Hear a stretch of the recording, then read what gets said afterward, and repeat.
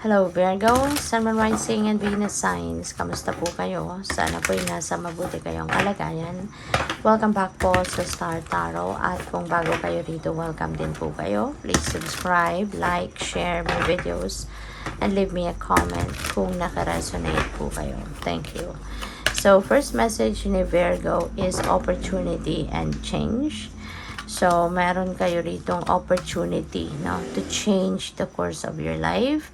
There is an opportunity para sa inyo sa ngayon na baguhin ang takbo ng pamumuhay at baguhin ang takbo ng direksyon kumbaga ng buhay ninyo.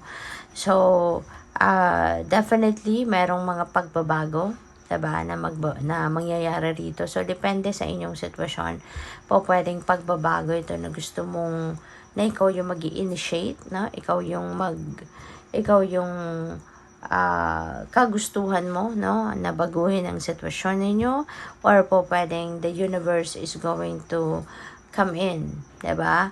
At mag-i-intervene siya sa inyong sitwasyon, or sa inyong, baka mag-i-intervene siya sa inyong sitwasyon sa ngayon, no, para baguhin, no, ang mga kaganapan. So that is also possible.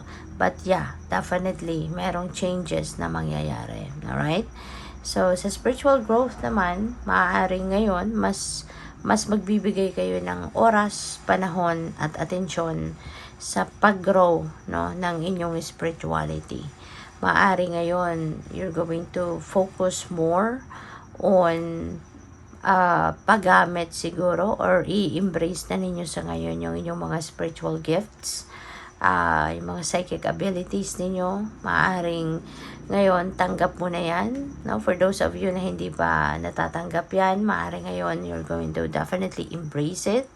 At siguro pag-aaralan mo kung paano ito gamitin, pag-aaralan mo kung paano ito mas mai-enhance mo pa, mas paano mo ito mamamaster pa, kumbaga, no? So, po pwedeng merong mga ganong sitwasyon.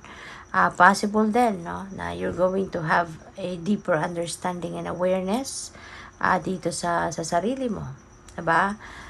Yung sarili mo, relationship mo sa universe, relationship mo sa Panginoon, and the rest of your spirit team. Okay? So, we have clear, cancel, and release. Nakikita mo yung arms niya nakakross sa heart. So, kapag merong merong negative energy surrounding you, you know, or meron negative thought or negative feelings na biglang pumapasok sa'yo, ito ang gawin mo. I-recite mo lang ito 3 beses. Ganitong posisyon ang gawin mo. Cross the arms, no, in front of your chest.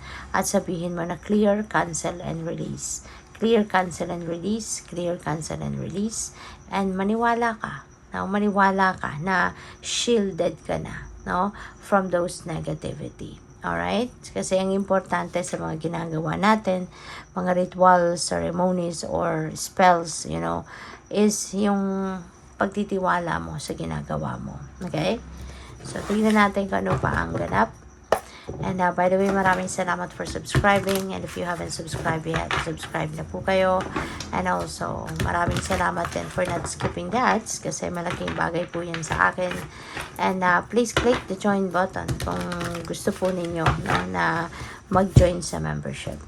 So, meron join button sa baba ng video. So, first card, we have the High Priestess. Archangel Haniel is here to guide you na makinig kayo sa inyong intuition. This is reminding you to listen to your intuition, follow what your intuition is telling you. Okay? At dahil divine guidance yan, mensahe yan sa'yo galing sa universe. At saka have patience, okay? Practice patience. Kasi always remember na hindi natin we can't expect everything na gusto natin ay dadating. No? We can't expect na everything na gusto natin mangyari sa buhay natin ay mangyayari. Diba? Kasi, tayo merong mas mataas sa atin. No? It is the universe has a plan for each and every one of us. Diba?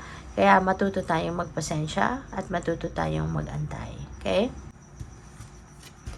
So we also have renewal time din ito ngayon, Virgo, for review, no, and re-evaluation of what is happening in your life. Siguro magkakaroon kayo ngayon ng mas maraming oras para makapag-isip-isip,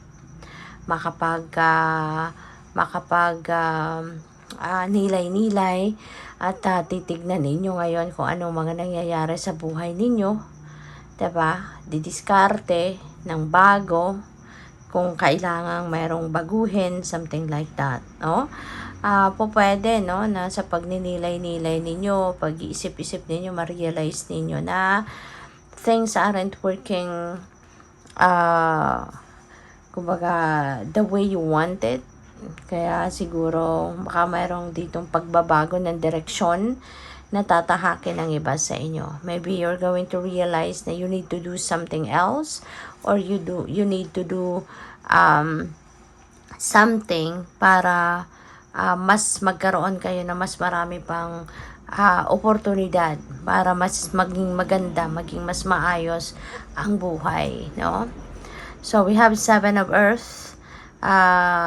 Sabi dito, seeds well planted, a temporary pause in action. So talagang meron kayong pagpapahinga, meron kayong gagawin na parang break muna, diba? You're going to take a breather kasi nga kailangan ninyo yan ng time for you to be able to do some kind of review and re-evaluation of your life, you know?